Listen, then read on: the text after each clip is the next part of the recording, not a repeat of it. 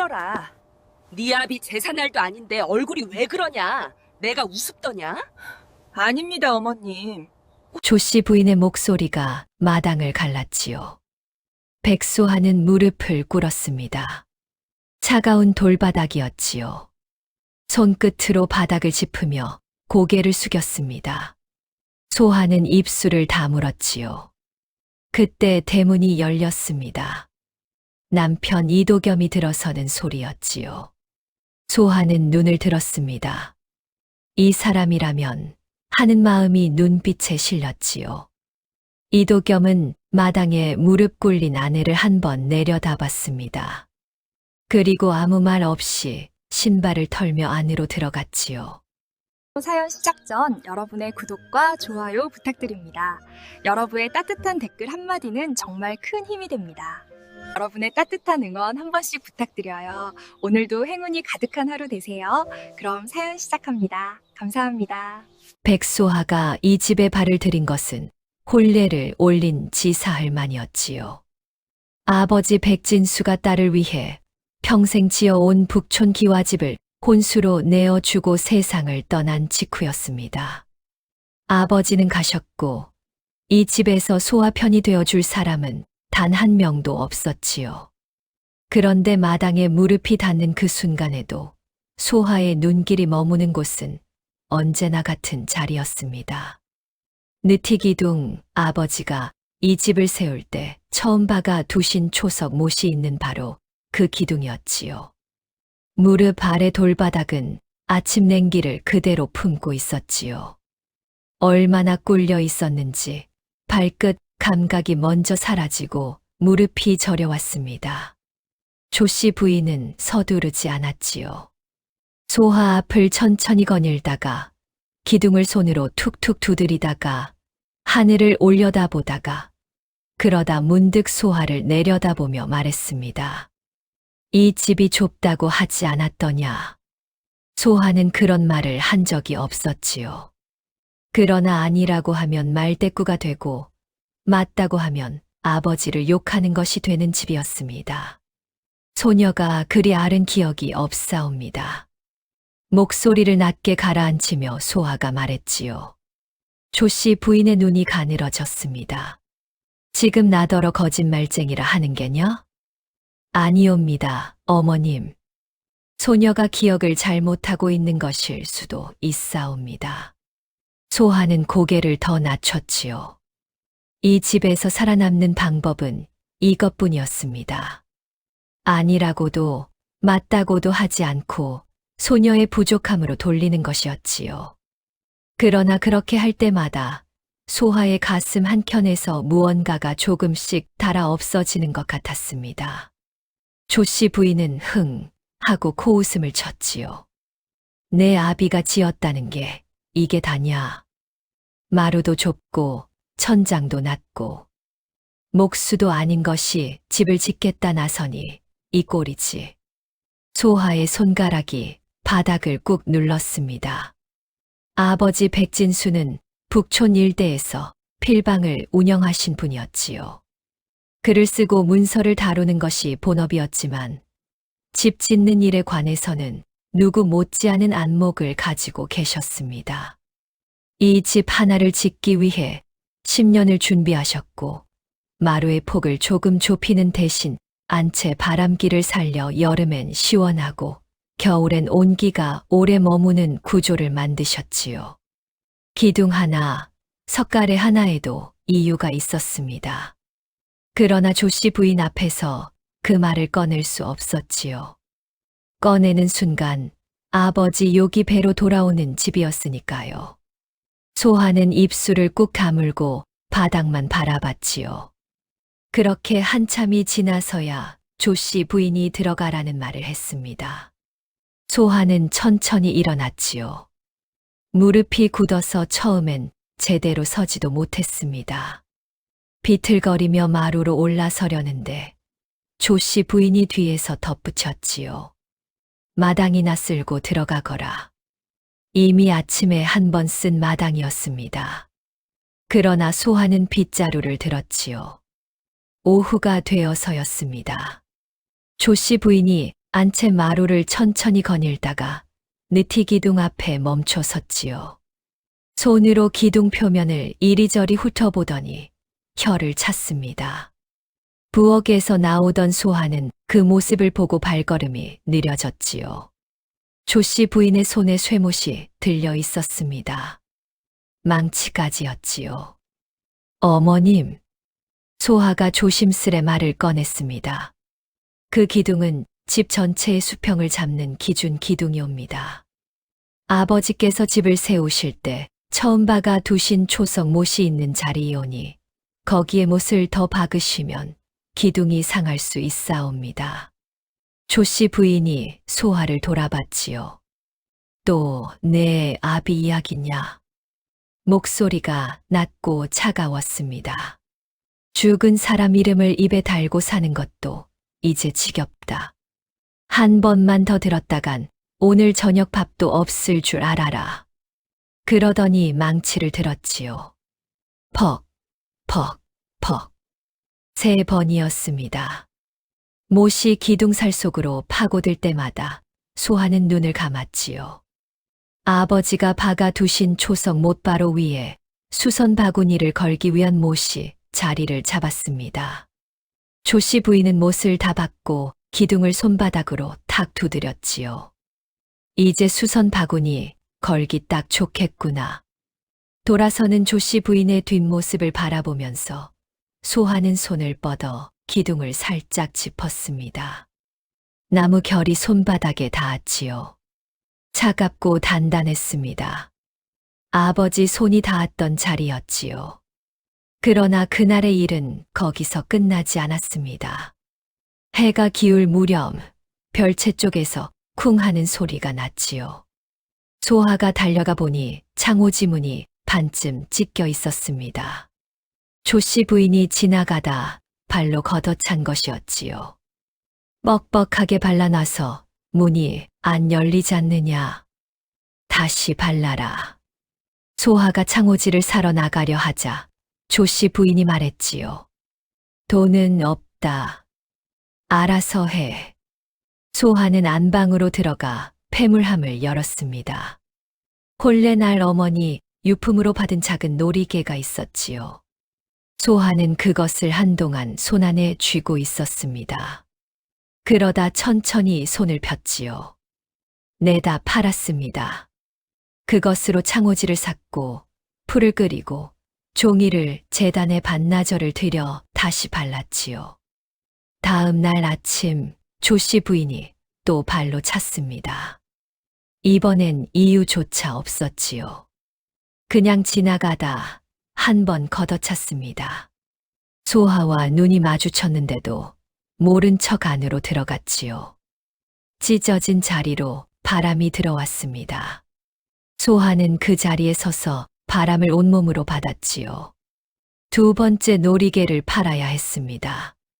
이도겸은 그 모든 것을 알고 있었지요.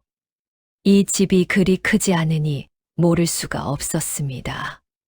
그러나 이도겸은 단 한 번도 막지 않았지요. 조씨 부인이 소하를 마당에 꿀릴 때도, 기둥에 못을 박을 때도, 창호지를 짓밟을 때도 이도겸은 그 자리에 있었거나 소리를 들을 수 있는 거리에 있었습니다. 그러던 어느 저녁이었지요. 이도겸이 소하를 불렀습니다. 소하가 방으로 들어서자 이도겸은 소하를 똑바로 보며 말했지요. 어머니가 불편해하신다. 소하는 이도겸의 얼굴을 바라봤습니다. 그 얼굴에는 미안함이 없었지요. 처리해야 할 일을 처리하는 그런 표정이었습니다.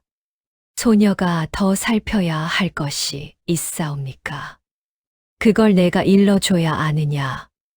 눈치껏 헤아려야지. 눈치껏.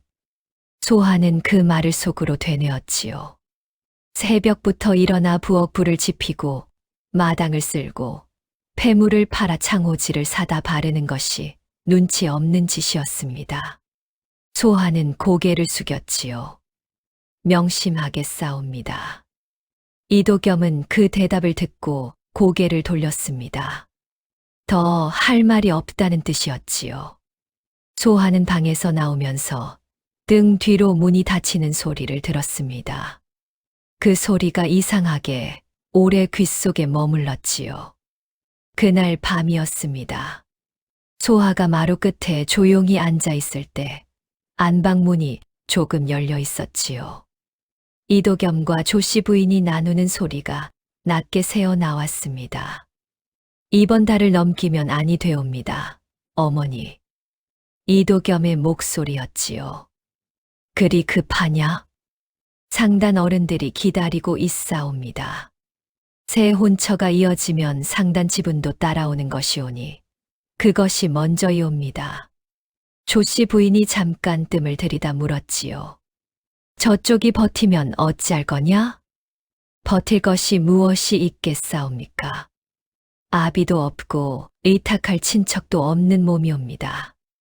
이 집은 혼수로 들어온 것이니 우리 집이고 빈손으로 내보내도 어디 가서 목소리 낼 곳이 없사옵니다. 소하는 숨을 참았습니다. 도면은? 조씨 부인의 목소리가 더 낮아졌지요. 이도겸이 답했습니다. 그것도 이번 달 안에 처리하겠사옵니다. 저쪽을 내보내기 전에 손 써야 하옵니다. 혹여 알게 되면 일이 복잡해지옵니다. 소하는 그 자리에서 움직이지 않았습니다. 도면. 아버지의 설계 도면이었지요. 혼례 직후 이도겸이 아버지 서랍 속 서류들을 자기 방으로 옮겨갈 때 소하는 막지 않았습니다. 남편이 관리하는 것이려니 했지요. 그런데 이도겸은 그 도면을 상단에 제출할 참이었습니다. 아버지 이름은 지우고 다른 사람 것으로 만들어서요. 소하는 조용히 마루에서 일어나 방으로 들어왔지요. 문을 닫고 이불 속에 손을 넣었습니다.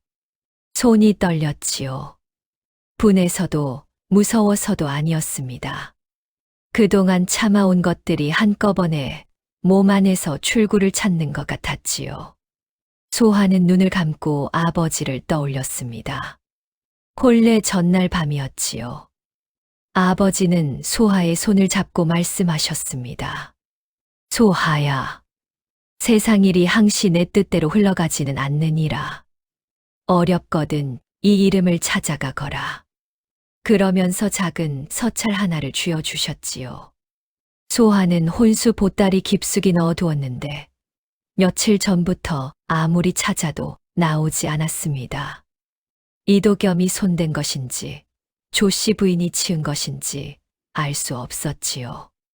그러나 이름 석자는 기억하고 있었습니다. 아버지가 건네실 때 소하가 소리내어 읽었으니까요. 율객 엄기풍. 내일은 무슨 일이 있어도 그 이름을 찾아가야 했습니다. 조씨 부인이 붙잡으면 장을 보러 간다고 하면 되었지요. 이 집이 소하에게 남긴 것은 이제 그 이름 하나뿐이었습니다. 그런데 바로 그 밤 한 가지가 더 벌어졌습니다. 이도겸의 사랑채에 불이 켜지더니 낯선 남자 하나가 들어갔지요. 늦은 밤에 찾아오는 손님이었습니다. 소하는 소리를 죽이고 방문 틈으로 내다봤지요. 두 사람의 목소리가 낮게 흘러나왔습니다. 도면 준비는 됐소. 낯선 남자였지요. 이도겸이 답했습니다. 됐소. 설계자 이름 칸만 비워둔 것이니 우리 쪽 사람 이름을 올리면 그만이요. 혹여 따로 확인 문서 같은 것이 없겠소.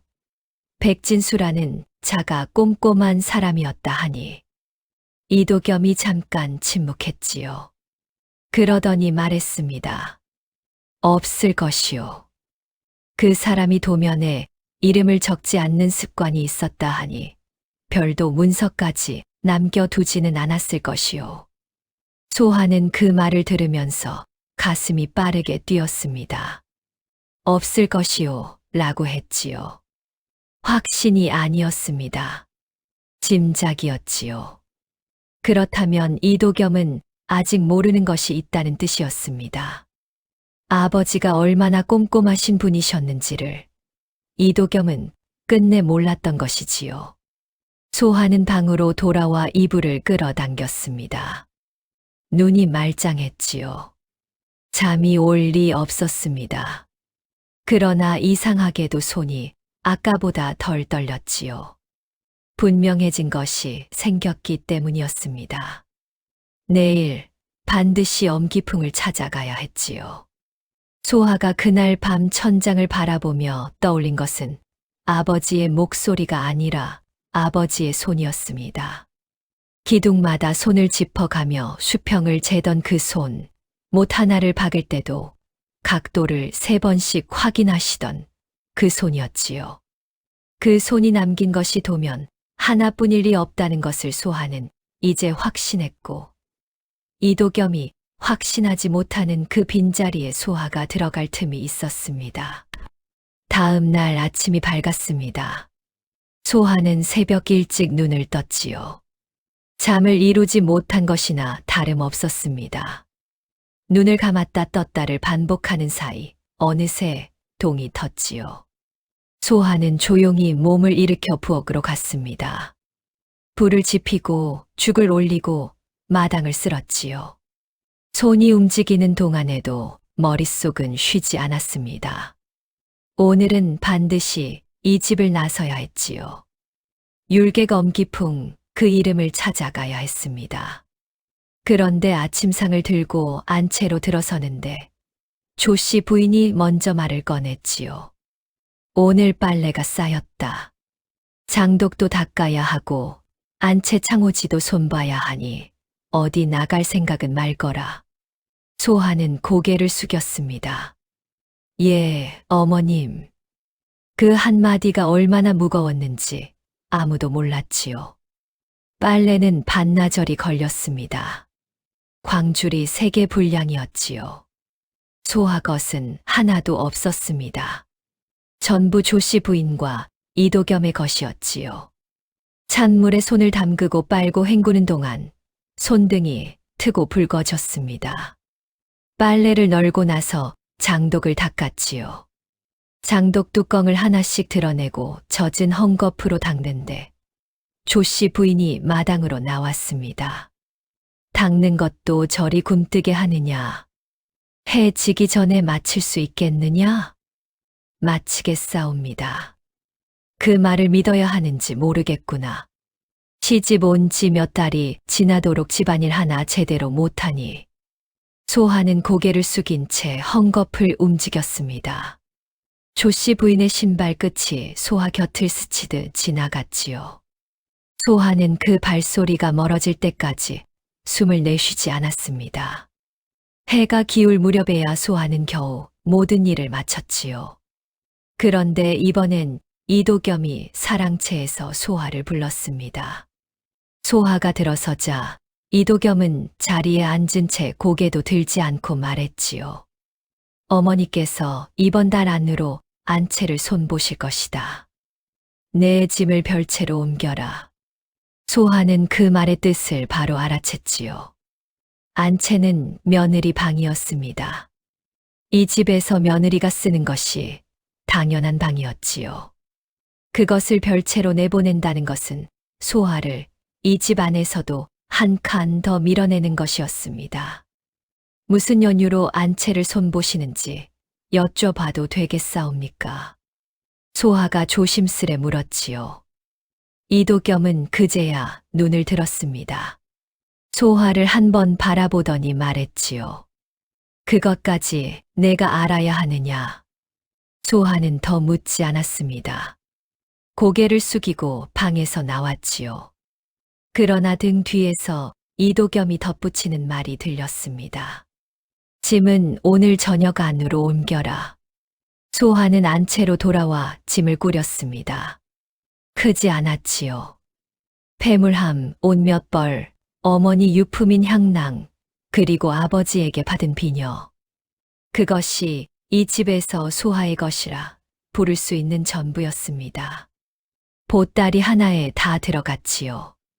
보따리를 들고 별채로 향하는데 마당을 가로질러 가는 소하를 조씨 부인이 마루에서 바라봤습니다. 아무 말이 없었지요. 그러나 그 눈빛이 이상했습니다. 안타깝다거나 미안하다거나 하는 것이 전혀 없었지요. 마치 짐을 옮기는 하인을 보듯 그냥 바라봤습니다. 소하는 그 눈빛을 외면하며 별채 문을 열었지요. 별채는 오래 쓰지 않은 방이었습니다. 군데군데 먼지가 쌓여 있었고 문풍지가 낡아틈으로 바람이 들어왔지요. 소하는 보따리를 내려놓고 방 안을 둘러봤습니다. 해가 지는 쪽이라 이미 어둑했지요. 소하는 한동안 그 자리에 앉아 있었습니다. 아무것도 하지 않고 그냥 앉아 있었지요. 그 무렵 소하는 이도겸의 방에서 이상한 낌새를 하나 눈치챘습니다. 이도겸이 집에 없는 낮 시간이면 사랑채 쪽에서 간간히 삐걱거리는 소리가 났지요. 조씨 부인이 드나드는 소리였습니다. 그런데 그 소리가 한두 번이 아니었지요. 사흘째 되던 날, 소하는 부엌에서 나오다가 사랑채 문이 열리는 것을 봤습니다. 조씨 부인이 서류 묶음을 품에 안고 나오는 것이었지요. 소하의 눈과 조씨 부인의 눈이 마주쳤습니다. 조씨 부인은 잠깐 멈췄지요. 그러더니 태연하게 말했습니다. 뭘 보느냐? 부엌에나 들어가거라. 소하는 고개를 숙이고 부엌으로 들어갔지요. 그러나 가슴이 빠르게 뛰었습니다. 서류 묶음이었지요. 묶음 사이로 비어져 나온 종이 끄트머리가 보였는데 그것이 무엇인지 소하는 직감적으로 알았습니다. 아버지의 도면이었지요. 그날 밤 소하는 별채에 홀로 앉아 생각을 정리했습니다.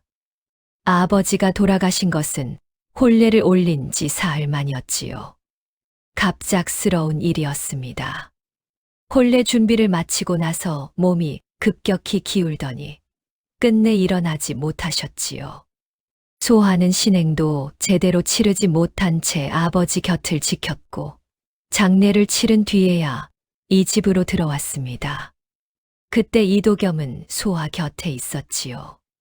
걱정 마시오. 소인이 다 챙기리다. 그 말이 얼마나 따뜻하게 들렸는지 소하는 지금도 기억했습니다. 눈물이 마르지 않은 얼굴로 고개를 끄덕이며 그 말을 믿었지요. 그런데 이도겸이 챙기겠다 한 것들 안에 아버지의 도면이 있었습니다. 서류함 속 문서들이 있었지요. 소하는 그것을 이도겸에게 맡겼고 이도겸은 그것을 자기 방으로 들여갔습니다. 지금 생각하면 이도겸이 노린 것은 처음부터 그것이었는지도 몰랐지요. 다음 날 소하는 드디어 집을 나섰습니다. 아침 일찍 장을 봐 오겠다고 했지요. 조씨 부인은 잔소리를 하나 얹었습니다. 오래 걸리면 안 된다. 점심 전에 돌아와야 한다. 예, 어머님. 소하는 장바구니를 들고 대문을 나섰지요. 골목을 꺾고 한 번 더 꺾어 큰 길로 나오는 순간 소하는 발걸음이 조금 빨라지는 것을 느꼈습니다. 가슴이 두근거렸지요. 이 집 바깥의 공기가 이렇게 다른 것인지 소하는 처음으로 실감했습니다. 북촌 안쪽 골목 끝 대추나무가 있는 집. 소하는 어릴 적 기억을 더듬으며 걸었지요. 좁은 골목이 이어지다가 담장 너머로 대추나무 가지가 보였습니다. 살인문이 낯이 걷지요. 소하는 그 앞에 서서 잠깐 숨을 골랐습니다. 문을 두드렸지요. 한참 만에 안쪽에서 발소리가 났습니다. 문이 열리더니 흰 수염이 긴 노인이 고개를 내밀었지요. 노인은 소하를 보더니 눈을 가늘게 뜨고 한참을 바라봤습니다. 백진수 어른 따님이 아니오? 소하는 고개를 숙였지요. 예, 소녀는 백소하이옵니다. 어른을 찾아뵙는 것이 일이 늦었사오니 송구하옵니다. 노인 엄기풍은 잠시 말이 없었지요. 그러더니 문을 활짝 열었습니다. 들어오시오. 올 줄 알았소. 그 말이 소하의 발을 잠깐 멈추게 했지요. 올 줄 알았다는 것은 아버지가 미리 말해 두셨다는 뜻이었습니다. 소하는 천천히 살인문 안으로 들어섰지요. 엄기풍은 소하를 사랑채로 안내했습니다. 차를 내오면서도 한동안 말이 없었지요. 소하가 먼저 입을 열었습니다. 아버지께서 돌아가시기 전에 어른 이름을 알려주셨사옵니다. 어렵거든 찾아가라 하셨지요.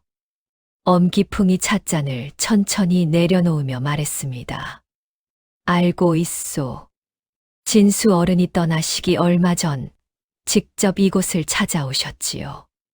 따님이 언젠가 올 것이라 하셨소. 소하는 손이 무릎 위에서 가볍게 떨렸지요. 어른, 소녀가 솔직히 여쭙겠사옵니다. 남편 이도겸이 아버지의 설계 도면을 상단에 제출할 것이라 하옵니다. 아버지 이름은 지우고 다른 사람 이름을 올려서요. 며칠 전에는 어머니, 조씨 부인이 사랑채에서 서류 묶음을 들고 나오는 것도 보았사옵니다. 소녀가 할 수 있는 것이 무엇인지 어른께서 가르쳐 주시옵소서. 엄기풍은 소하의 말을 다 듣고 나서 눈을 감았지요. 잠시 침묵이 흘렀습니다. 그러더니 자리에서 천천히 일어났지요. 엄기풍은 방 안쪽 벽장을 열었습니다. 깊숙이 손을 넣더니 나무 상자 하나를 꺼냈지요. 자물쇠가 달린 작은 상자였습니다. 그것을 소하 앞에 내려놓으며 말했지요. 진수 어른이 맡기고 가신 것이요. 소하는 상자를 바라봤습니다. 열어보시오. 엄기풍이 품에서 작은 열쇠를 꺼내 건넸지요. 소하는 손이 떨리는 것을 느끼면서 자물쇠를 열었습니다. 뚜껑을 들어 올리자 안에 문서 여러 장이 단단히 접혀 있었지요. 소하는 첫 번째 문서를 펼쳤습니다. 북촌 기와집 문건이었지요. 소유자란에 이름이 적혀 있었습니다. 소하는 그 이름을 읽는 순간 눈앞이 흐려지는 것을 느꼈지요. 백소하, 제 이름이었습니다. 손이 떨려 두 번째 문서를 펼치는데 시간이 걸렸지요. 한옥 세 채의 문건이었습니다. 북촌 바깥쪽에 있는 집들이었지요. 거기에도 같은 이름이 적혀 있었습니다. 세 번째는 상단 지분 문서였지요. 소하는 그것을 보는 순간 숨을 멈췄습니다. 아버지 필방과 연결된 상단의 지분 일부가 소하의 이름으로 분리되어 있었지요. 이도겸이 일하는 바로 그 상단이었습니다. 소하는 문서를 무릎 위에 내려놓고 눈을 감았지요. 엄기풍이 조용히 말했습니다. 진수 어른은 사위될 사람을 처음부터 마음에 두지 않으셨소. 혼담이 오갈 때부터 무언가 미심쩍다 하셨지요. 그래서 집과 재산을 혼수로 넘기되 명의는 따님 것으로 남겨두셨소. 본래 당일 아무도 모르게 이 문서들을 소인에게 맡기셨지요. 소하는 눈을 떴습니다. 그러면 이도겸은 처음부터 그이는 이 집에서 살 권리만 있었소. 소유권은 혼례 첫날부터 따님 것이었지요. 소하는 한동안 아무 말도 하지 못했습니다. 기쁜 것인지 서러운 것인지 분한 것인지 알 수가 없었지요. 아버지가 이미 다 알고 계셨다는 것이, 그래서 이렇게 준비해 두셨다는 것이 소하에게는 안도이기도 하고 깊은 슬픔이기도 했습니다. 미리 아셨다면 그 걱정을 안고 떠나셨다는 뜻이었으니까요. 엄기풍이 말을 이었지요. 그런데 따님, 한 가지만 당부드려도 되겠소? 소하는 고개를 들었습니다. 지금 당장 이 문서를 들고 가서 내미시면 아니 돼요. 소하는 그 말뜻을 바로 알아챘지요. 그러나 엄기풍은 천천히 이유를 설명했습니다. 지금 나서면 이도겸이 도면을 먼저 쓸 것이오. 도면을 상단에 제출하기 전에 따님이 움직이면 그쪽에서 서두르게 되지요. 그러면 문서 싸움이 복잡해지고 상단 어른들 눈에는 집안 분란으로밖에 보이지 않소. 그러나 이도겸이 먼저 도면을 제출한 뒤에 이 문서들이 나오면 그때는 다르오. 도용이 되는 것이지요. 소하는 잠시 생각했습니다. 그러면 소녀는 어찌해야 하옵니까? 엄기풍이 찻잔을 들며 말했지요. 저쪽이 먼저 움직이게 두시오. 스스로 올가미를 만들도록요. 따님은 그것을 기다리며 모른 척하고 계시면 됩니다. 소하는 집으로 돌아오는 길에 발걸음이 무거웠습니다. 아는 것이 생겼는데 아는 척을 하면 안 된다는 것이 이상하게 더 힘들었지요. 이도겸의 얼굴을 보면서 조씨 부인의 말을 들으면서 아무것도 모르는 사람처럼 지내야 한다는 것이 전과는 다른 무게로 다가왔습니다. 그런데 생각해보면 소하는 이미 그렇게 살아왔지요. 참는 것이 몸에 익어 있었습니다. 다만 이제부터의 참음은 달랐지요. 예전에는 어디서 끝날지 모르는 어둠 속에서 버티는 것이었다면 지금부터는 끝이 어디인지 알면서 걸어가는 것이었습니다. 대문을 열고 들어서는데 조씨 부인이 마당에 서 있었지요. 장이 이리 오래 걸렸느냐. 골목이 붐벼서 늦었사옵니다. 조씨 부인은 소하의 얼굴을 한번 훑었지요. 소하는 눈을 내리깔고 장바구니를 들어 올렸습니다. 들어가 저녁 준비하겠사옵니다. 조씨 부인은 더 묻지 않았지요. 소하는 부엌으로 들어가며 속으로 숨을 내쉬었습니다. 들키지 않았지요. 그러나 소하는 알고 있었습니다. 이제부터 이 집에서 보내는 모든 하루가 저쪽이 올가미를 완성하는 날로 가까워지고 있다는 것을요. 소하는 그날 밤 별채에 홀로 앉아 아버지가 남긴 나무 상자를 생각했습니다. 집 문권 한옥 세 채, 상단 지분, 그리고 아직 꺼내지 않은 설계자 확인 문서까지 아버지는 딸이 홀로 버텨야 할 날을 위해 하나씩 쌓아 두신 것이었지요. 이도겸은 도면 하나를 손에 쥐었다고 생각하겠지만 그가 끝내 모르는 것이 있었습니다. 그 도면이 누구의 것인지를 증명하는 마지막 열쇠가 아직 그의 손이 닿지 않은 곳에 고이 남아있다는 사실이었지요. 며칠이 그렇게 흘렀습니다. 소하는 날마다 똑같이 움직였지요. 새벽에 일어나 부엌 불을 지피고 밥을 짓고 마당을 쓸고 빨래를 하고 저녁상을 차렸습니다. 조씨 부인은 날마다 새로운 흠을 잡았고 이도겸은 날마다 소하를 없는 사람처럼 대했지요. 그러나 소하는 예전과 달랐습니다. 조씨 부인이 흠을 잡아도 이도겸이 외면해도 소하의 마음 한가운데에는 엄기풍 어른의 말이 다처럼 박혀 있었지요. 저쪽이 먼저 움직이게 두시오. 그 말 하나가 소하를 버티게 했습니다. 그러던 어느 날 저녁이었지요. 이도겸이 평소보다 일찍 돌아왔습니다. 손에 비단 보자기에 쌓인 물건을 들고 있었는데 얼굴이 상기되어 있었지요. 조씨 부인이 마루에서 그것을 보더니 물었습니다. 잘 됐느냐? 됐사옵니다, 어머니. 상단 어른들이 다음 달 초에 나를 잡자 하셨사옵니다. 조씨 부인의 얼굴에 흐뭇한 빛이 돌았지요. 잘했다. 그럼 그 전에 이쪽도 정리해야겠구나. 이쪽. 소하는 부엌 문 너머에서 그 말을 들으며 손을 멈췄습니다. 이쪽이 자신을 가리키는 말이라는 것을 바로 알았지요. 다음 달 초라면 이제 얼마 남지 않은 것이었습니다. 소하는 다시 국자를 들었지요. 손이 흔들리지 않았습니다. 그 다음 날이었습니다. 조씨 부인이 소하를 불렀지요. 방으로 들어서자 조씨 부인은 차를 마시며 소하를 바라봤습니다. 그 눈빛이 묘했지요. 측은함도 미안함도 아니었습니다. 마치 오래된 짐을 어떻게 치울까 궁리하는 사람의 눈빛이었지요. 앉아라.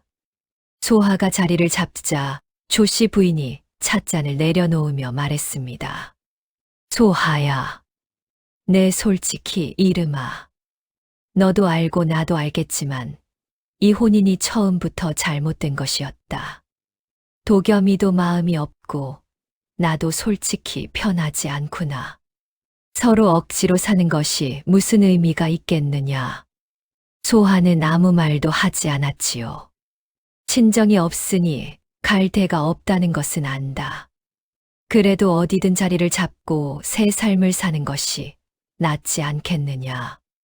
내가 노자를 좀 쥐어줄 테니 조용히 나가는 것이 어떻겠느냐. 노자를 쥐어주겠다는 말이었지요.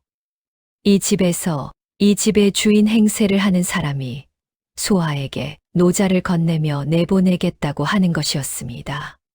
소하는 잠시 조씨 부인의 얼굴을 바라봤지요. 그 얼굴에는 미안함이 없었습니다. 생각해 보겠사옵니다. 소하는 그 말만 하고 자리에서 일어났지요. 그날 밤 소하는 별채에 앉아 오래 생각했습니다.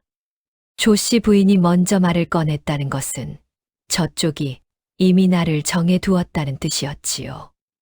다음 달 초에 상단 어른들 앞에서 도면을 제출하기 전에 소하를 이 집에서 내보내려는 것이었습니다. 소하가 나가고 나면 아버지의 도면은 완전히 이도겸의 손에 넘어가는 것이었지요.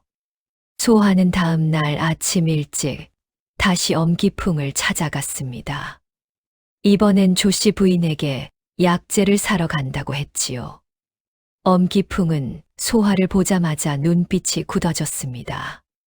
무슨 일이 생겼소? 어머님께서 노자를 쥐어 줄 테니 나가라 하셨사옵니다. 다음 달 초에 상단 어른들을 만날 것이라 하옵니다. 엄기풍은 잠시 눈을 감았다가 떴지요. 예상보다 빠르게 움직이는군요. 어른, 이제 어찌해야 하옵니까? 엄기풍은 찻잔을 내려놓고 천천히 말했습니다. 따님이 먼저 움직이면 아니 돼요. 저쪽에서 먼저 의절을 꺼내고 짐을 내보내야 하오. 그래야 이쪽이 당한 것이 분명해지지요.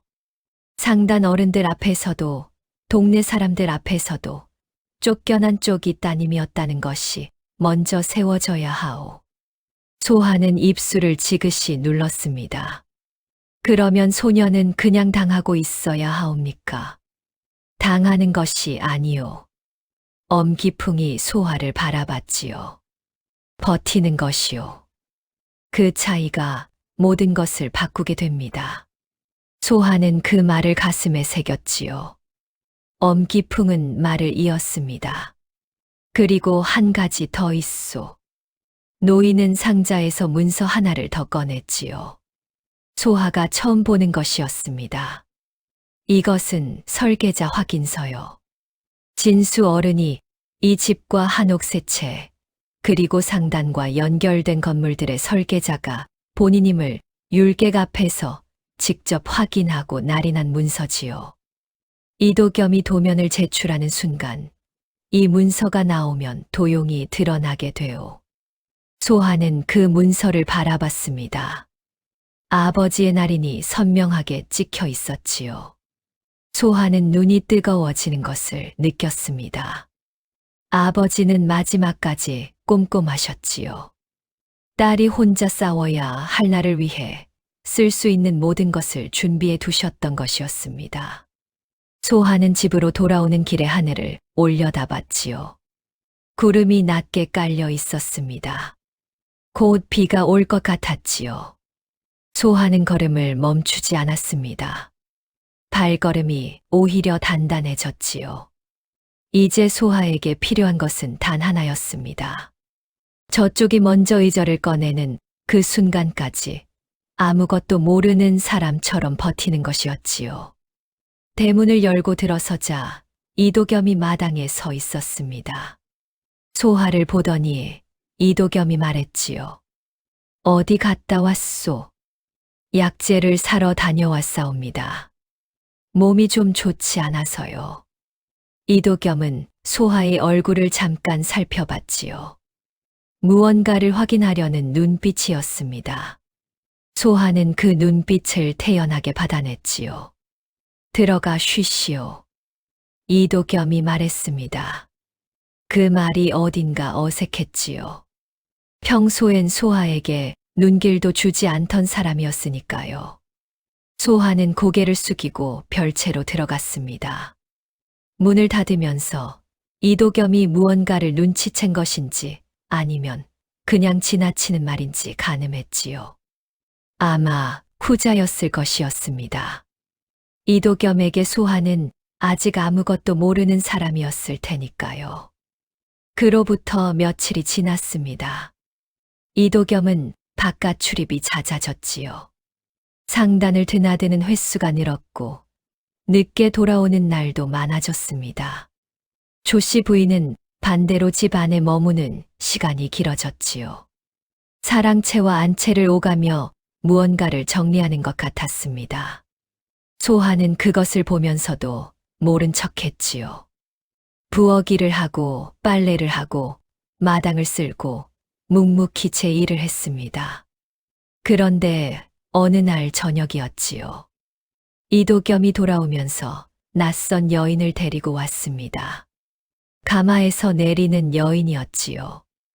나이는 소하보다 조금 어려 보였고 옷차림이 화려했습니다.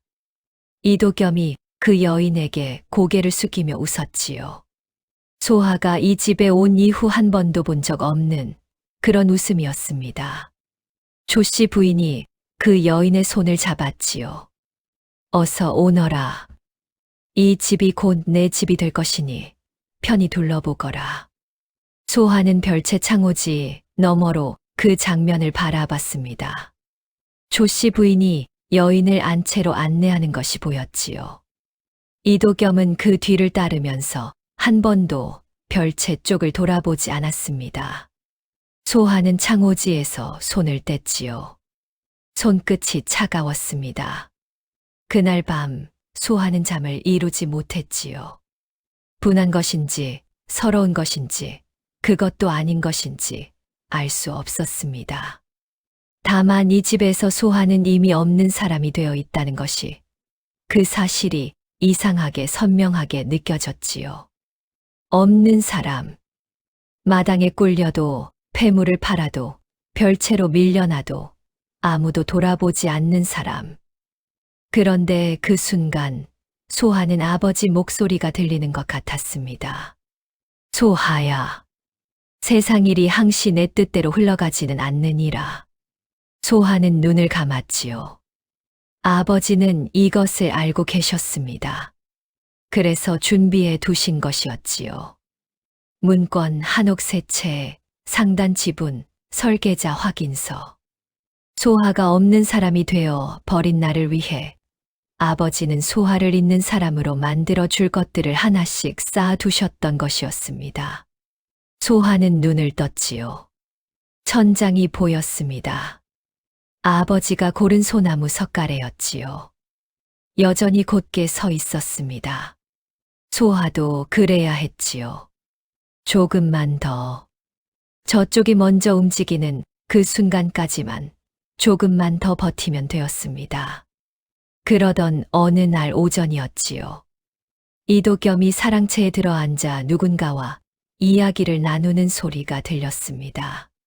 소하는 마당을 쓸다가 발걸음을 멈췄지요. 낮은 목소리였지만 집이 조용한 낮 시간이라 또렷하게 들렸습니다. 도면 확인은 다 됐소. 낯선 목소리였지요. 이도겸이 답했습니다. 됐소. 설계자 이름 칸은 비워뒀으니 다음 달 초상단 어른들 앞에서 우리 쪽 사람 이름을 올리면 그만이요. 혹여 딴 문서가 나오면 어찌하려오. 나올 것이 없소. 백진수라는 자가 도면에 이름을 적지 않는 습관이 있었다 들었으니 별도 확인 문서 같은 건 없을 것이요. 소하는 빗자루를 쥔 손에 힘이 들어갔지요. 없을 것이요. 이도겸은 여전히 짐작으로 말하고 있었습니다. 확신이 아니었지요. 그것이 이도겸의 빈자리였습니다. 아버지가 얼마나 꼼꼼하신 분이었는지를 이도겸은 끝내 몰랐던 것이지요. 소하는 다시 빗자루를 움직였습니다. 아무것도 듣지 못한 것처럼 마당을 쓸었지요. 소하는 그날 저녁 별채에 앉아 창밖 느티기둥을 바라봤습니다. 시어머니가 박아둔 못과 아버지가 박아두신 초석 못이 나란히 박혀있는 그 기둥이었지요.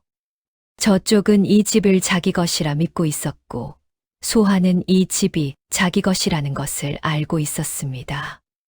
그 차이가 다음 달 초상단 어른들이 모인 그 자리에서 모든 것을 결정짓게 될 것이었지요. 다음 달 초가 가까워지면서 이 집의 공기가 달라졌습니다.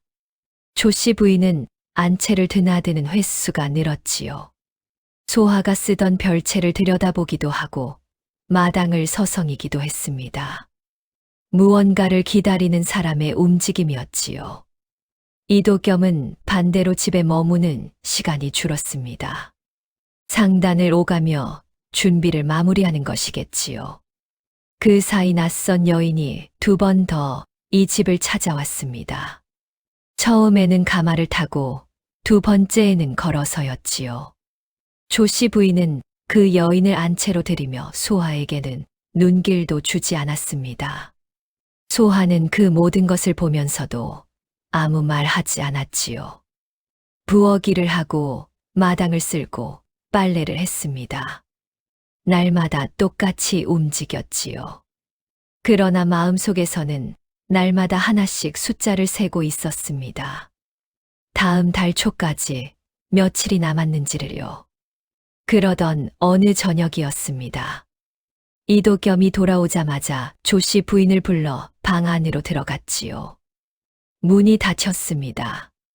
소하는 부엌에서 저녁상을 준비하며 귀를 열었지요. 상단 어른들한테 나를 잡았사옵니다, 어머니. 이번 달 20날이 옵니다. 이도겸의 목소리였지요. 그날 도면을 내미는 게냐? 예. 설계자 이름은 우리 쪽 사람으로 올려 제출하겠사옵니다. 상단 어른들이 확인을 요청하셔도 반박할 사람이 없사옵니다. 조씨 부인의 목소리가 낮게 깔렸지요. 그 전에 저쪽은 어찌할 것이냐? 이번 주 안에 처리하겠사옵니다. 어머니께서 먼저 의절 말씀을 꺼내 주시면 되옵니다. 소인이 직접 하면 나중에 분란이 생길 수 있사오니 어머니 쪽에서 하시는 것이 낫겠사옵니다. 소하는 국자를 내려놓았습니다. 이번 주 안으로 20날 전에 날짜가 정해졌지요. 소하는 그날 밤 별채에 앉아 엄기풍 어른의 말을 다시 떠올렸습니다. 저쪽이 먼저 의절을 꺼내고 짐을 내보내야 하오. 그래야 이쪽이 당한 것이 분명해지지요. 이번 주 아니라 했지요. 20날 전이었습니다. 소하는 지금 당장 달려가 문서를 꺼내 들고 싶었지요. 그러나 참아야 했습니다. 조금만 더, 딱 한 번만 더 버티면 되었지요. 저쪽이 먼저 움직여야 했습니다. 올가미를 스스로 완성해야 했지요. 소하는 눈을 감았습니다. 이틀이 지났지요. 사흘째 되던 날 아침이었습니다. 조씨 부인이 소하를 불렀지요. 소하가 방으로 들어서자 조씨 부인 옆에 이도겸도 앉아 있었습니다. 두 사람이 나란히 앉은 것을 보는 순간 소하는 이 자리가 무엇을 위한 것인지 알았지요. 앉아라. 소하는 자리에 앉았습니다. 조씨 부인이 먼저 입을 열었지요. 소하야, 내 오늘 할 말이 있어 불렀다. 너도 짐작하고 있겠지만 이 혼인을 더 끌고 가는 것은 서로에게 좋을 것이 없다. 도겸이도 마음이 없고 나도 편하지 않으니 오늘로 이절하는 것이 맞겠다. 소하는 조씨 부인을 바라봤습니다. 의절이라 하시면 소녀더러 이 집을 나가라는 말씀이시옵니까? 그렇다. 연유가 무엇이옵니까? 조씨 부인의 눈썹이 올라갔지요. 연유, 내가 지금 나한테 연유를 묻는 게냐? 소녀가 잘못한 것이 있다면 고치겠사옵니다. 연유도 모른 채 나가라는 말씀은 따르기 어렵사옵니다.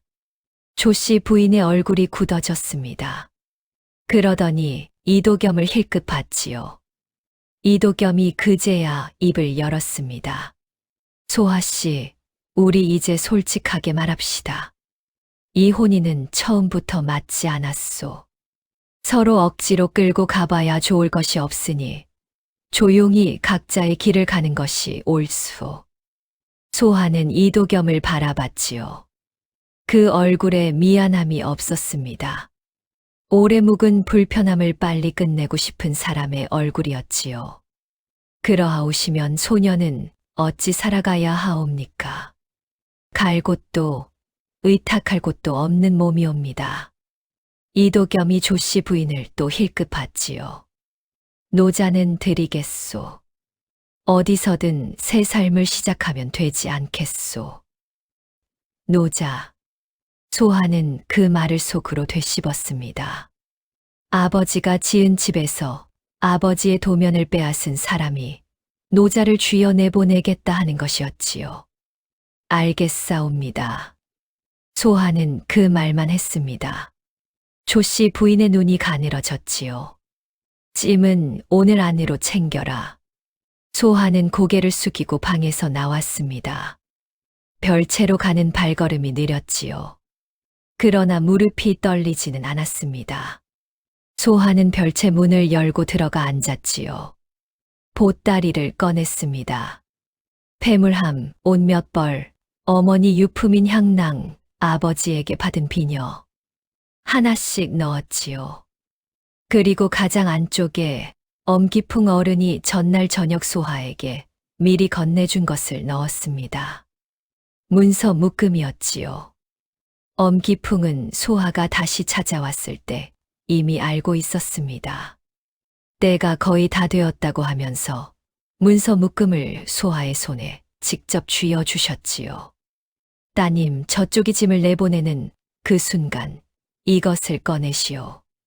그 전에는 절대 아니 되오. 소하는 그 말을 기억하며 보따리 매듭을 단단히 묶었습니다. 다음 날 아침이 밝았지요. 해가 마당에 비스듬히 들 무렵 조씨 부인이 별채 문을 거칠게 열었습니다. 짐 들고 나와라. 소하는 일어났지요. 보따리를 들고 별채를 나섰습니다. 이도겸은 마당 한편에 서 있었지요. 조씨 부인이 소하의 보따리를 낚아채더니 마당 한복판에 내던졌습니다. 탁 하는 소리가 마당에 울렸지요. 오늘로 이 집과는 끝이다. 다시는 이 대문 안에 발을 들이지 말거라. 소하는 마당 한가운데 섰습니다. 발 아래 돌바닥이 차가웠지요. 아침 햇살이 기둥 사이를 가르며 들어왔습니다. 소하는 잠깐 느티 기둥을 바라봤지요. 조씨 부인의 못이 박힌 자리 바로 아래 아버지가 세울 때 박아 두신 초석 못이 여전히 거기 있었습니다. 소하는 그 기둥을 바라보며 숨을 한 번 고르게 내쉬었지요. 그리고 품 안으로 손을 넣었습니다. 조씨 부인이 소하의 손짓을 봤지요. 뭐 하는 게냐? 소하는 대답하지 않았습니다. 천천히 문서 묶음을 꺼냈지요. 단단히 묶인 묶음이었습니다. 소하는 매듭을 풀었지요. 이도겸이 그것을 보는 순간 얼굴빛이 달라졌습니다. 조씨 부인도 눈이 좁아졌지요. 소하는 첫 번째 문서를 펼쳐 두 사람 앞에 들었습니다. 이것은 이 집 문건이옵니다. 마당이 고요해졌지요. 소유자란에 적힌 이름을 읽어 드리겠사옵니다. 소하의 목소리는 떨리지 않았습니다. 백소하, 소녀의 이름이옵니다. 조씨 부인이 먼저 소리를 높였지요. 그게 무슨 헛소리냐. 이 집은 혼수로 들어온 것이니 우리 집이야. 혼수로 들어왔사옵니다. 그러나 어머님, 혼수로 받은 것과 소유권이 넘어간 것은 다르옵니다. 소하는 두 번째 문서를 펼쳤습니다. 이것은 북촌 바깥 한옥 세 채의 문건이옵니다. 이것도 소녀 명의이지요. 이도겸의 얼굴이 하얗게 질렸지요. 그리고 이것은 소하는 세 번째 문서를 펼쳤습니다. 상단 지분 문서이옵니다. 아버지께서 상단 지분 일부를 소녀 이름으로 분리해 두셨지요. 서방님께서 일하시는 바로 그 상단이옵니다. 마당에 침묵이 깔렸습니다. 이도겸은 입을 열었다가 닫았지요.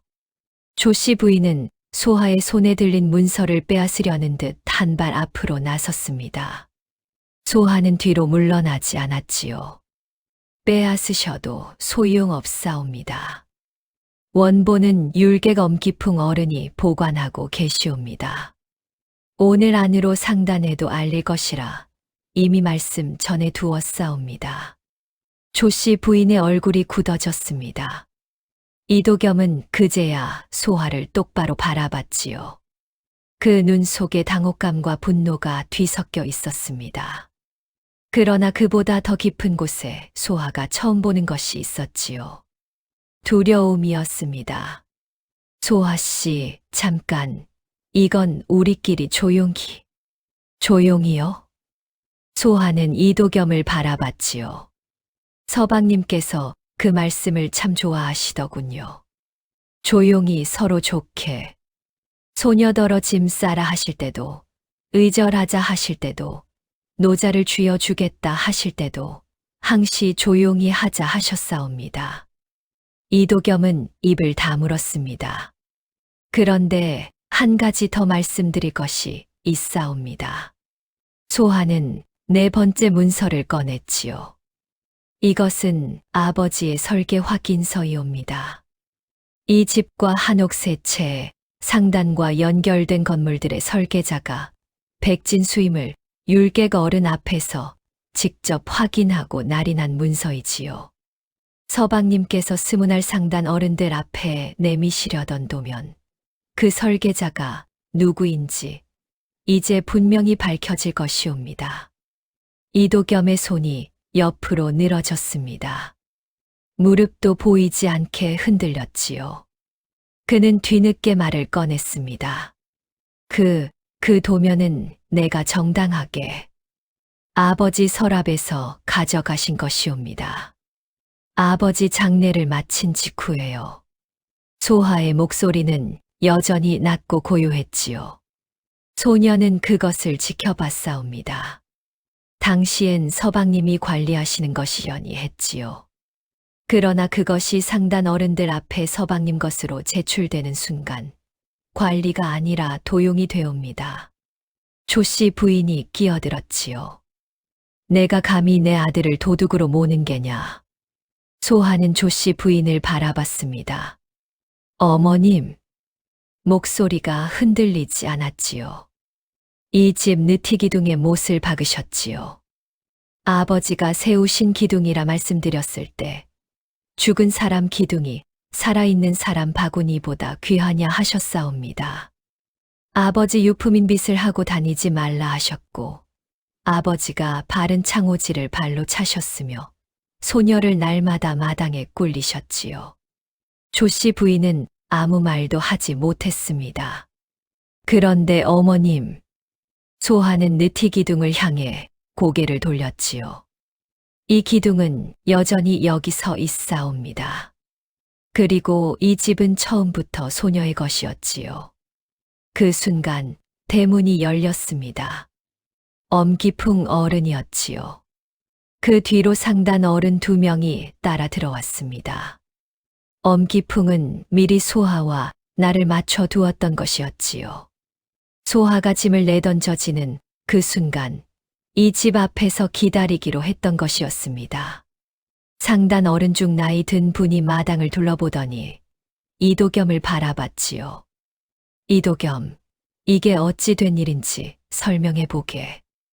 이도겸은 입을 열었다가 닫았습니다. 조씨 부인은 그 자리에서 한 발 물러섰지요. 소하는 상단 어른들에게 고개를 숙이며 문서 묶음을 두 손으로 내밀었습니다. 어른들께 직접 확인해 주시기를 청하옵니다. 문서를 확인하는데 오랜 시간이 걸리지 않았지요. 집문권 한옥 세 채, 상단 지분, 설계자 확인서. 엄기풍 어른이 하나씩 설명하셨고 상단 어른들은 문서를 꼼꼼히 살폈습니다. 이도겸이 상단에 제출하려던 도면도 그 자리에서 꺼내졌지요. 설계자 이름 칸이 비어있는 도면이었습니다. 그리고 설계자 확인서에 찍힌 아버지의 날인이 그 앞에 놓였지요. 상단 어른 중 한 분이 도면을 들고 확인서를 번갈아 보더니 말했습니다. 이도겸, 이 도면을 자네 측 설계로 상단에 제출하려 한 것이 사실인가? 이도겸은 부인하려 했지요. 그러나 그가 입을 여는 것보다 먼저 다른 상단 어른이 말했습니다. 이미 이도겸과 함께 이 일을 꾸몄던 자가 진술을 남겼네. 자네가 흔들리는 것을 보고 먼저 손을 뗀 것이지. 이도겸의 얼굴에서 마지막 빛이 꺼졌지요. 조씨 부인은 그 자리에서 한마디도 하지 못했습니다. 방금까지 소하에게 나가라고 했던 사람이 지금 이 마당에서 꼼짝도 하지 못하고 서 있었지요. 마당 한가운데 내던져진 소하의 보따리는 아직 그 자리에 있었습니다. 아무도 그것을 주워 주지 않았지요. 그러나 소하는 알고 있었습니다. 저 보따리를 마당에 내던진 것이 이 집에서 있었던 모든 일의 끝이 아니라 시작이었다는 것을. 그리고 그 시작이 지금 이 마당에서 상단 어른들 앞에서 이도겸과 조씨 부인이 말 한마디 못하는 이 순간에 비로소 완성되고 있다는 것을요. 상단 어른들이 문서를 다 확인하는 동안 마당은 조용했습니다. 바람도 없었지요. 느티기둥 그림자가 돌바닥 위에 길게 누워 있었고 마당 한복판에 던져진 소하의 보따리는 아무도 건드리지 않은 채 그 자리에 있었습니다. 조씨 부인은 마루 끝에 서서 입술을 꾹 다물고 있었지요. 이도겸은 마당 한쪽에 서서 시선을 어디에 둬야 할지 모르는 얼굴이었습니다. 상단 어른 중 나이 든 분이 문서를 내려놓고 엄기풍을 바라봤지요. 율객 어른, 이 문서들이 모두 진본이 맞소. 엄기풍이 천천히 고개를 끄덕였습니다. 소인이 직접 공증한 것들이옵니다. 백진수 어른이 따님 혼례 당일 소인에게 맡기고 가신 것이지요. 소유권과 설계자 확인 모두 문서에 적힌 그대로이옵니다. 상단 어른이 이도겸을 바라봤지요. 이도겸. 이도겸이 고개를 들었습니다. 이 도면을 자네 측 설계로 상단에 제출하려 한 것이 사실인가? 이도겸은 한동안 말이 없었지요. 마당이 더 조용해졌습니다. 소하는 그 침묵 속에서 이도겸의 얼굴을 바라봤지요. 이 사람이 어떤 말을 꺼낼지 알 수 없었지만 이미 문서가 말을 다 해주고 있었습니다. 이도겸이 무슨 말을 해도 설계자 확인서 위에 찍힌 아버지의 날이니 그것을 다 막아낼 것이었지요. 이도겸이 입을 열었습니다. 그것은 소인이 관리하던 것이옵니다. 장인어른이 돌아가신 후 서류를 소인이 보관한 것이니 보관한 것을 자네 이름으로 제출하려 했소. 상단 어른의 목소리가 낮아졌지요. 이미 자네와 함께 이 일을 꾸몄던 자가 진술을 남겼네. 이름칸을 비워둔 도면을 가져와 자네 쪽 사람 이름을 올리기로 했다는 것, 날짜까지 정해뒀다는 것, 소인이 다 알고 있네. 이도겸의 얼굴이 굳어졌습니다. 더 할 말이 없었지요. 그때 조씨 부인이 나섰습니다. 마루에서 내려서더니 상단 어른들 앞으로 걸어왔지요. 얼굴이 붉어져 있었습니다. 어른들, 이것은 집안일이옵니다. 며느리와 시어미 사이의 일을 상단까지 끌어들이는 것은 지나치지 않사옵니까? 상단 어른이 조씨 부인을 바라봤지요. 집안일이라 하셨소? 예. 소녀는 도겸이 어미이옵니다. 이 며느리와 혼인이 맞지 않아 의절하려 한 것이 무슨 잘못이옵니까? 의절이야 집안일이오. 그러나 상단의 남의 도면을 자기 것으로 내미는 것은 집안일이 아니오. 상단 어른의 목소리가 단호했지요. 그리고 한 가지 더 물어봐야겠소. 이 집 문건에 적힌 소유자는 백수아 씨요. 그런데 오늘 아침 백수아 씨의 짐을 마당에 내던지고 나가라 했다는 것이 맞소. 조씨 부인은 입을 열었다가 닫았습니다. 그것은 이 집 소유자를 이 집에서 내쫓으려 했다는 것이요. 집안일로 보기 어렵소. 조씨 부인은 그 말 앞에서 더 나아가지 못했지요. 입술이 파르르 떨렸습니다. 소하는 그 모습을 바라보면서 아무 말도 하지 않았지요. 할 말이 없어서가 아니었습니다. 이미 모든 말은 문서가 그리고 상단 어른이 대신해 주고 있었으니까요. 상단 어른들이 잠시 엄기품과 낮은 목소리로 이야기를 나눴습니다. 그 사이 이도겸은 마당 한쪽에 서서 움직이지 않았지요. 소하와 눈이 마주친 순간 이도겸은 시선을 피했습니다. 예전 같았으면 소하가 먼저 고개를 숙였겠지요. 그러나 소하는 눈을 내리깔지 않았습니다. 그냥 바라봤지요. 이도겸이 먼저 고개를 돌렸습니다. 이야기를 마친 상단 어른이 이도겸을 향해 말했지요. 이도겸. 도면 도용건은 상단 어른들이 모인 자리에서 정식으로 다룰 것이네. 그 전까지 상단 업무에서 손을 떼도록 하게. 이도겸이 굳어진 얼굴로 고개를 숙였지요. 그리고 상단 어른이 마당을 둘러봤습니다. 이 집은 백소아 씨 소유임이 분명하니 오늘 이후로 이 집에서의 처분은 백소아 씨 뜻을 따르는 것이 옳소. 상단 어른들이 엄기품과 함께 대문을 나서고 나서야 마당이 다시 조용해졌습니다.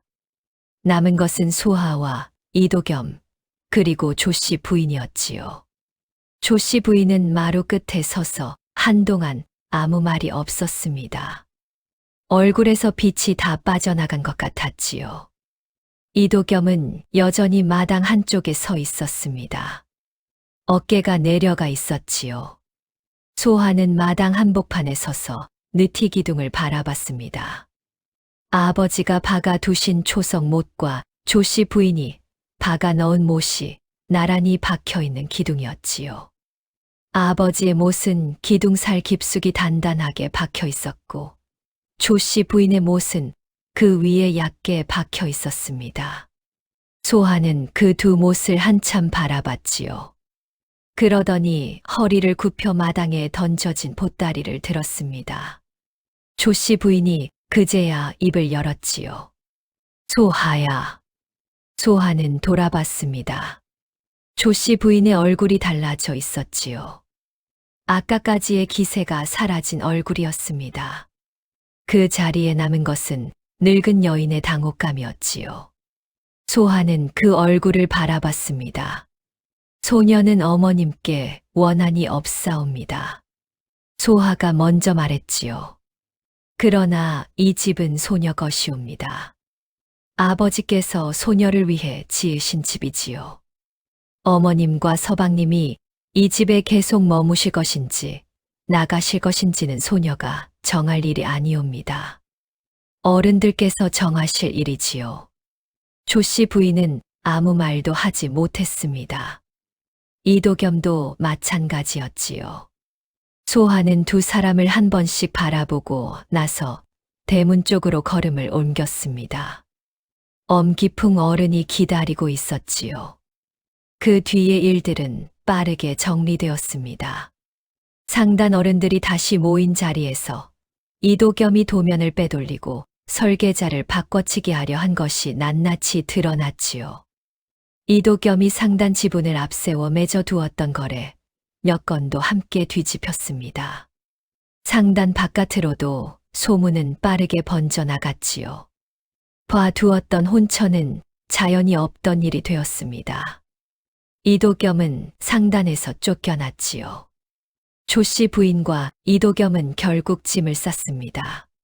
소하가 내쫓은 것이 아니었지요. 명의가 분명히 밝혀진 이상 이 집에서 행세할 근거가 없어진 것이었습니다. 떠나는 날 아침 조씨 부인이 대문을 나서면서 소하를 한 번 돌아봤지요. 소하는 마루에 서서 그 눈빛을 받았습니다. 조씨 부인은 아무 말도 하지 않았지요. 소하도 말하지 않았습니다. 두 사람 사이에 할 말은 이미 마당에서 다 끝난 것이었지요. 대문이 닫혔습니다. 발소리가 멀어졌지요. 소하는 한동안 닫힌 대문을 바라봤습니다. 봄이 지나고 여름이 왔지요. 소하는 느티 기둥 앞에 섰습니다. 조씨 부인이 박아 넣은 못을 조심스럽게 뽑아냈지요. 기둥에 작은 자국이 남았습니다. 소하는 그것을 메우지 않았지요. 아버지의 초석 못도 그대로 두었습니다. 두 자국이 나란히 남아있는 것이 이 집이 겪어 온 시간을 말해주는 것 같았으니까요. 안채를 손보고 찢어진 창호지를 새로 바르고 마당 한켠에 작은 화분 몇 개를 들였지요. 집이 달라졌습니다. 아니, 달라진 것이 아니었지요. 처음 아버지가 지으셨을 때의 모습으로 돌아온 것이었습니다. 그리고 어느 날 안채 처마 아래 현판을 하나 달았지요. 백진수 전통가옥 연구당. 아버지의 이름을 건 현판이었습니다. 아버지가 설계한 집들을 기록하고 전통가옥 구조를 배우려는 사람들에게 자리를 내어주는 공간으로 문을 열었지요. 엄기풍 어른이 첫 번째 손님으로 찾아오셨습니다. 노인은 현판을 올려다보더니 말없이 고개를 끄덕이셨지요. 그것으로 충분했습니다. 소하는 그날 저녁 마당에 홀로 섰지요. 해가 기울면서 느티 기둥 위로 노을빛이 내려앉았습니다. 못 자국 두 개가 나란히 그 빛을 받고 있었지요. 하나는 아버지가 박아 두신 것, 하나는 조씨 부인이 박아 넣은 것이었습니다. 서로 다른 손이 박은 못이었지만 기둥은 어느 쪽에도 흔들리지 않았지요. 처음 세워진 날부터 지금 이 순간까지 그 자리에서 집을 바치고 있었습니다. 소하는 손을 뻗어 기둥을 짚었지요. 나무 결이 손바닥에 닿았습니다. 차갑고 단단했지요. 아버지 손이 닿았던 자리였습니다. 소하의 손이 닿았던 자리이기도 했지요. 그리고 앞으로도 이 집이 서 있는 한 누군가의 손이 닿게 될 자리였습니다. 소하는 한동안 기둥에 손을 얹은 채 서 있었지요. 아버지가 이 기둥을 세울 때 무슨 생각을 하셨는지 이제는 알 것 같았습니다. 쓰러지지 말거라. 내 자리에서 버텨라. 집이 그랬고 소하도 그랬지요. 노을이 기둥 위에서 천천히 짙어졌습니다. 못 자국 위로도 빛은 고르게 들었지요. 소하는 손을 내리고 천천히 안으로 걸음을 옮겼습니다. 새 삶은 그렇게 아버지가 세운 집에서 아버지가 남긴 이름 아래서 조용히 시작되었지요. 어르신들 살다 보면 소아처럼 억울한 날이 있지요. 내가 잘못한 것도 없는데 고개를 숙여야 하는 날, 아무리 애를 써도 알아주는 사람이 없는 날, 내 편이 단 한 명도 없는 것 같은 날이 있습니다. 그런 날에는 이 이야기를 떠올려 주시면 좋겠습니다. 참는 것이 지는 것이 아니라는 것을요. 버티는 사람에게는 반드시 그 버팀의 값이 돌아오게 되어 있습니다. 세상이 아직 그것을 모를 뿐이지요. 소하의 아버지가 남긴 문서처럼 준비된 것은 반드시 제때 드러나게 되어 있습니다. 오늘 이야기 여기서 마치겠습니다. 끝까지 함께 해주신 어르신들 정말 고맙습니다. 이 이야기가 오늘 하루 조금이나마 위로가 되셨으면 좋겠네요. 다음에도 가슴에 오래 남는 이야기로 찾아뵙겠습니다. 늘 건강하시고 좋은 날만 가득하시기를 바랍니다.